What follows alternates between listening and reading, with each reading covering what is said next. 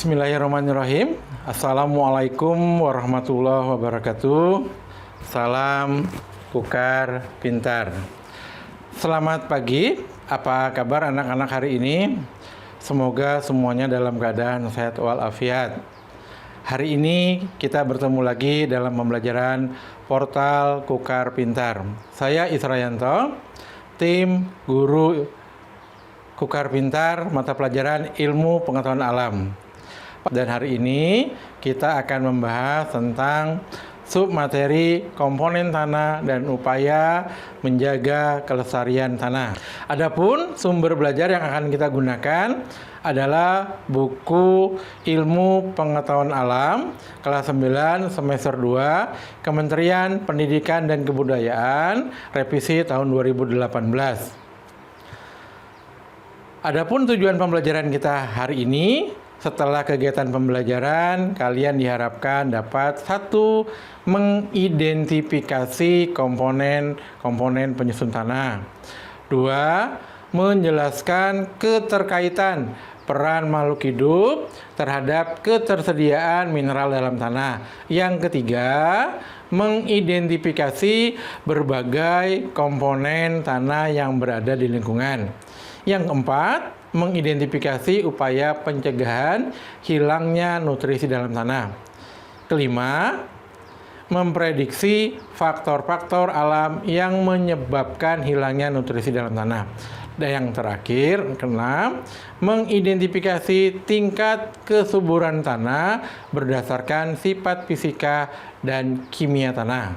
Masih ingatkah kalian tentang aktivitas 9.1?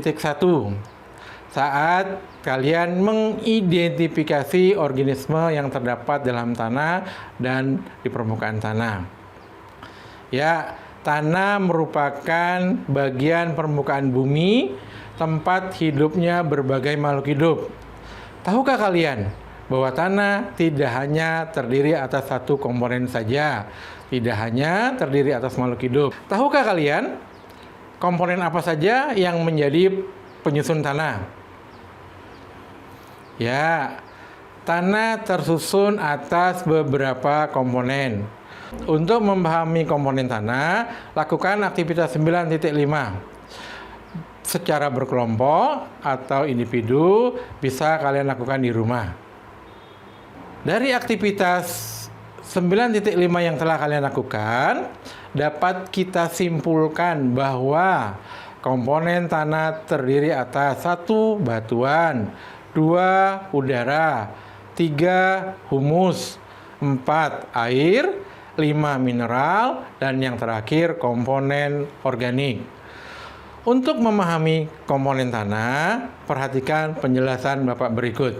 Komponen tanah yang pertama adalah bebatuan. Coba perhatikan tanah di sekitarmu. Apakah kamu dapat menemukan batuan dengan mudah? Apa itu batuan? Batuan adalah bahan padat yang terbentuk secara alamiah, tersusun dari campuran mineral dan senyawa lain dengan berbagai komposisi. Berasal dari magma gunung api yang mendingin.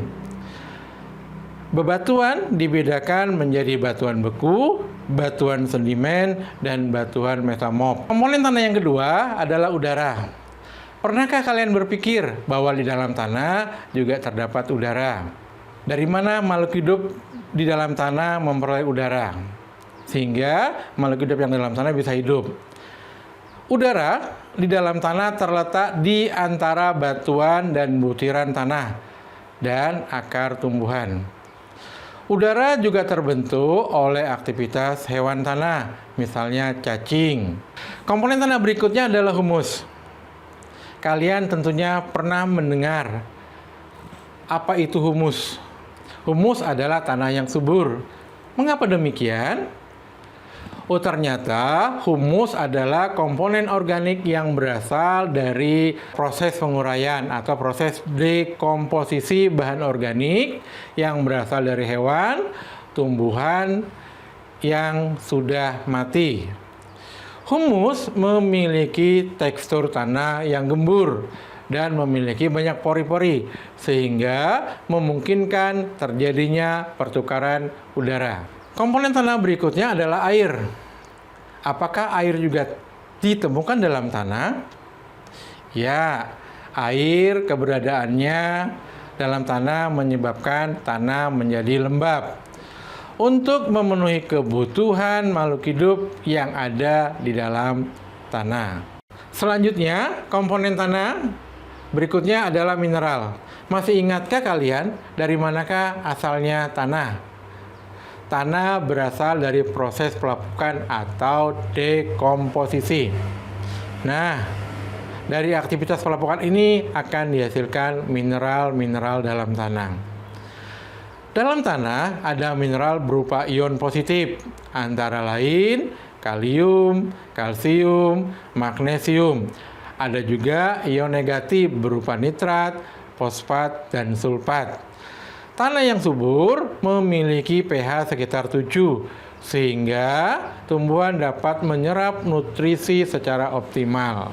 Komponen tanah yang terakhir adalah komponen organik.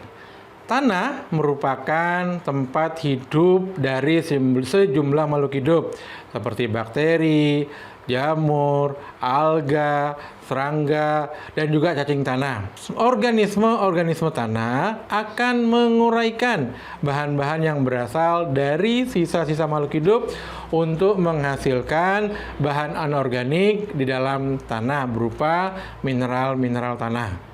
Setelah kita mempelajari dan memahami bahwa tanah tidak hanya terdiri dari satu komponen, akan tetapi tanah tersusun atas beberapa komponen pembentuknya. Dan tanah keberadaannya teramat penting bagi kehidupan dan keberlangsungan kehidupan. Untuk itu, kelestarian tanah harus kita upayakan tetap terjaga. Selanjutnya, kita akan membahas upaya menjaga kelestarian tanah. Upaya menjaga kelestarian tanah dapat kita lakukan dengan berbagai cara, antara lain 1. Pengelolaan tanah menggunakan tanaman penutup. 2. Pengelolaan lahan miring untuk mengurangi erosi. 3. Mengurangi penggunaan pupuk kimia. Yang keempat, pengolahan tanah yang tepat untuk pertanian monokultur. Yang kelima, daur ulang sampah yang sulit terurai. Yang pertama, untuk menjaga kelestarian tanah dapat dilakukan dengan pengelolaan tanah menggunakan tanaman penutup tanah, atau biasa kita lakukan dengan proses riboisasi. Tanaman penutup tanah berfungsi untuk menahan air hujan sehingga tidak langsung mengenai permukaan tanah. Dengan demikian, dapat mengurangi pengikisan tanah dan mempertahankan produktivitas atau tingkat kesuburan tanah. Yang kedua, upaya untuk menjaga kelestarian tanah terutama pada lereng-lereng perbukitan dapat dilakukan dengan membuat lahan miring atau terasiring. Bertujuan untuk mengurangi panjang lereng dan memperkecil kemiringan lereng untuk memperlambat aliran air yang turun. Di samping itu, lahan miring berfungsi untuk menampung dan mengalirkan air permukaan supaya terjadi penyerapan oleh tanah. Yang berikutnya dapat kita lakukan dengan mengurangi penggunaan pupuk kimia. Pupuk kimia dianggap lebih efektif kita gunakan dalam proses pertanian. Pupuk kimia adalah pupuk buatan yang terbuat dari bahan anorganik dengan komposisi tertentu. Penggunaan pupuk kimia berpotensi mencemari tanah dan menurunkan kualitas tanah. Upaya mengurangi dampak penggunaan pupuk kimia adalah dengan menggunakan pupuk organik atau pupuk alam. Pupuk organik merupakan pupuk yang berasal dari sisa-sisa makhluk hidup. Pupuk organik dapat menjaga mikroorganisme tanah sehingga dapat menjaga kualitas tanah dalam jangka waktu yang cukup lama. Selanjutnya, pengelolaan tanah yang tepat untuk pertanian monokultur. Apa sih pertanian monokultur itu? Pertanian monokultur adalah pertanian yang dilakukan dengan satu jenis tanaman pada satu lahan dengan waktu tertentu. Upaya pengolahan dapat dilakukan dengan pergiliran tanaman tertentu. Pergiliran tanaman menyebabkan ketersediaan unsur hara pada lahan dapat terjaga. Yang terakhir, upaya menjaga kelestarian tanah dapat kita lakukan dengan upaya daur ulang, terutama sampah-sampah yang sulit terurai. Sampah seperti plastik, kaca, logam berpotensi mengurangi tingkat kesuburan tanah. Jika tidak dikelola dengan tepat, maka akan terjadi penumpukan sampah yang sulit sekali terurai. Akibatnya, tanah akan menjadi tidak subur. Untuk mengurangi sampah tadi, maka sampah-sampah yang tidak mudah terurai dapat dilakukan dengan memisahkan sampah yang mudah terurai. Kemudian, sampah-sampah yang tidak mudah terurai dilakukan daur ulang. Di samping upaya yang telah kita lakukan di atas, ada beberapa faktor yang dapat menyebabkan hilangnya nutrisi dalam tanah.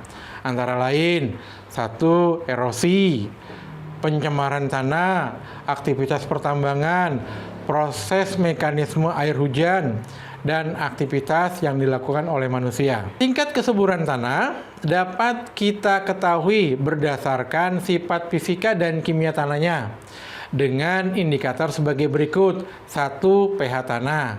Tanah yang subur berada pada kisaran pH normal, yaitu pH 6,7 sampai 7,2. Kemudian tekstur tanah. Ketebalan tanah, semakin tebal lapisan tanah permukaan akan menyebabkan tanah menjadi subur karena banyak tersedia unsur hara atau mineral tanah. Yang keempat, warna tanah, dan yang kelima, kandungan mineral dalam tanah. Anak-anak, hari ini kita sudah belajar tentang komponen dan upaya menjaga kelestarian tanah. Bapak berharap semoga apa yang sudah Bapak sampaikan dapat kalian pahami dan dimengerti dengan baik. Selanjutnya, untuk memantapkan pemahaman kalian tentang konsep yang sudah kita pelajari, silakan buat mind mapping untuk tugas kalian. Untuk pertemuan selanjutnya, kita akan melaksanakan evaluasi tentang tanah dan keberlangsungan kehidupan.